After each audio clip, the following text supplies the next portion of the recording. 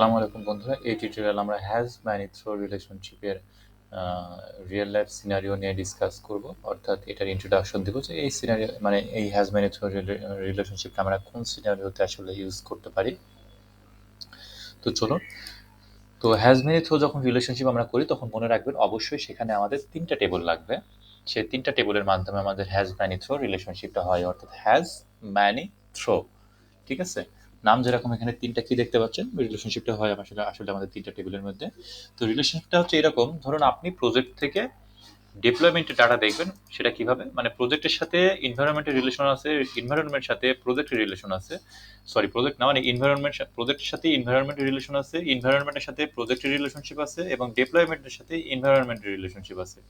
ঠিক আছে, যেহেতু প্রজেক্টের সাথে এর রিলেশনশিপ আছে, এর সাথে এর রিলেশনশিপ আছে, তার মানে কি আপনি অবশ্যই ডিরেক্টলি তখন কি করতে পারেন, এখান থেকে ডাটা ঠিক এইভাবে ডাটা দিতে পারেন। অর্থাৎ একে ওভারকাম করে আপনি এই ডাটাটা ফেস করতে পারেন। অর্থাৎ আপনার বিষয়টা হচ্ছে এরকম যে আপনার এক্স এর রিলেশনশিপ আছে ওয়াই এর সাথে, এবং ওয়াই এর রিলেশনশিপ আছে জেড এর সাথে। ঠিক আছে, এখন এই সিনারিওতে আপনি কি করতে পারবেন, আপনি ডিরেক্টলি এক্স টু জেড এ চলে যেতে পারবেন। ঠিক আছে, যেহেতু আমরা আমরা যেরকম ম্যাথমেটিক্সে লিখি যে এক্স ইকুয়াল টু ওয়াই, এবং ওয়াই ইকুয়াল টু জেড। ঠিক আছে, ওয়াই ইকুয়াল টু জেড, তখন আমরা আসলে কি করতে পারি বলুন তো, তখন আসলে এই বিষয়টা দ্বারা এক্স ইকুয়াল টু জেড।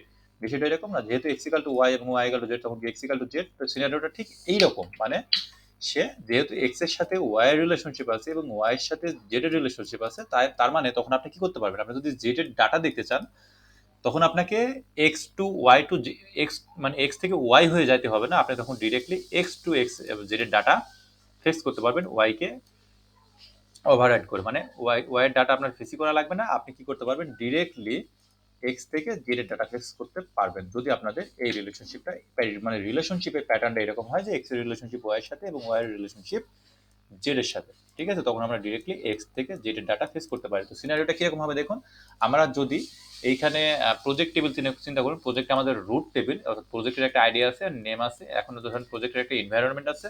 তো দেখুন ওই এনভায়রনমেন্টে কি আছে, প্রজেক্টের আইডিয়া আছে, তার মানে কি এই প্রজেক্টের রিলেশনশিপ এনভায়রনমেন্টের সাথে।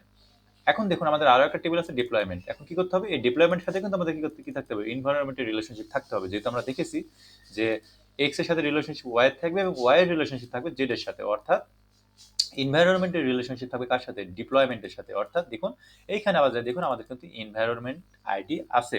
অর্থাৎ আমরা এখন ডিরেক্টলি কি করতে পারবো, পোস্ট থেকে ডিপ্লয়মেন্টের ডাটা, মানে ডিপ্লয়মেন্ট টেবিলের ডাটা ফেস করতে পারবো উইদাউট কলিং বা টাচিং এনভায়রনমেন্ট। ঠিক আছে, কিভাবে, using has many through relationship. তো এই রিলেশনশিপের ফরম্যাটটা হচ্ছে কিরকম, এই যে এইরকম। দেখুন আমরা কিন্তু প্রজেক্ট মডেলে আছে, অর্থাৎ যেটা আমাদের রুট মডেল, সেই প্রজেক্ট মডেলে আছে, এবং রিলেশনশিপটা দেখুন আমরা কি করছি, ধরেন আমরা কি করতে যাচ্ছি, প্রজেক্ট থেকে ডিপ্লয়মেন্টের ডাটা ফেস করবো, তখন আমাদের মেথডের নাম হবে ডিপ্লয়মেন্ট। ঠিক আছে, সাপোজ মনে করেন মেথডের নাম ডিপ্লয়মেন্ট। এখন রিলেশনশিপটা কি হবে, হ্যাজ ম্যানি থ্রো, এই কারণে কিওয়ার্ডসটা হচ্ছে হ্যাজ ম্যানি থ্রো।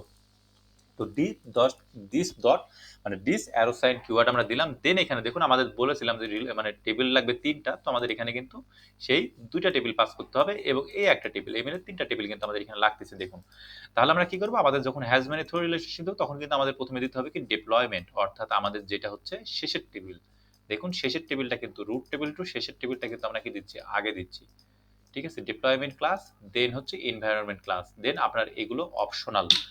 যদি আপনার মডেলের নাম, অর্থাৎ এই project ID, environment ID, deployment ID, যদি ডিপ্লয়মেন্ট, যেহেতু আপনার টেবিলের নাম, আপনার আইডি নাম যদি ডিপ্লয়মেন্ট আইডি থাকে, মানে মডেলের নাম যদি এনভায়রনমেন্ট, এখানে যদি এনভায়রনমেন্ট আন্ডারস্কোর আইডি থাকে, তাহলে আপনি জানেন যে এখানে কিন্তু সেই কি পাস করার দরকার হয় না। কিন্তু যখন আমরা নাম চেঞ্জ করে দিই, অর্থাৎ মনে করেন এনভায়রনমেন্ট আইডি আছে, এনভায়রনমেন্ট অনেক বড় নাম, আপনি এনভায়রনমেন্ট আইডি না দিয়ে আপনি জাস্ট দিলেন ইএনভি আইডি, আপনার মানে ইএনভি আইডি দিলেন, তখন কিন্তু আপনাকে এখানে বলে দিতে হবে এনভায়রনমেন্ট আইডি, মানে আপনার আইডিটা হচ্ছে এই আইডি। ঠিক আছে, নাহলে কিন্তু এরর জেনারেট করবে। আর যদি এই প্যাটার্নেই থাকে যে এনভায়রনমেন্ট আইডি মডেলের আন্ডারস্কোর আইডি আছে, তখন কিন্তু আপনার এটা এখানে কি পাস করার দরকার নাই, এগুলো জাস্ট এইটুকু দিলেই হবে, জাস্ট এইভাবে রাখলেই হবে। ঠিক আছে, তারপর আমরা এগুলো দিয়ে দিচ্ছি এই কারণে, কারণ আমাদের অনেক সিনারিও দেখবেন, তখন আপনি এমএস এসকিউএল বা অন্যান্য ডাটাবেজে কাজ করবেন, যখন একটা রিমোট সার্ভার থেকে টার্মিনাল আসবেন, ওখানে দেখবেন যদি আপনার ফরেন কিগুলো এইভাবে ডিফাইন করা থাকে, তখন কিন্তু ম্যানুয়ালি পাস করে দিতে হয় এইভাবে। ঠিক এভাবে পাস করে দিতে হয় ফরেন কিগুলো। ঠিক আছে? যে কারণে আমি আপনাদের এই কনসেপ্টগুলো দেখাচ্ছি। তো আমি কিন্তু এগুলো ওভাররাইড করতে পারতাম, মানে ওভারকাম মানে জাস্ট এভয়েড করতে পারতাম। তারপর আমি পুরোপুরি বিষয়গুলো আলোচনা করতেছি এই কারণে যেন আপনাদের মানে পুরা রিলেশনশিপটাই ক্লিয়ার থাকে।